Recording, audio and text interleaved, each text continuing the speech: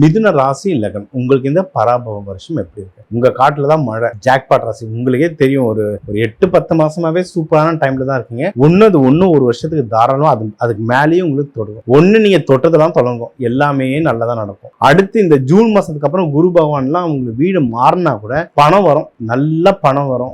வீட்டுல சந்தோஷம் ரொம்ப ஜாஸ்தியா இருக்கும். வெளியூர் வெளிநாடுகள் உங்க பொருளாதாரத்துக்கு ஏற்ற மாதிரி நீங்க குடும்பத்தோட வெளியே நல்ல டிராவல் பண்ணுவீங்க. வேலையில ப்ரமோஷன் வளர்ச்சிகள் நல்லா வரும். மெயினா கல்யாணம் ஆகாதவங்களுக்கு கல்யாணம் நடக்கும். கல்யாணம் ஆனவங்களுக்குள்ள நல்ல ஒரு இணக்கம் வரும். மகப்பேருக்கு எல்லாம் டைம் ரொம்ப சூப்பரா இருக்கு.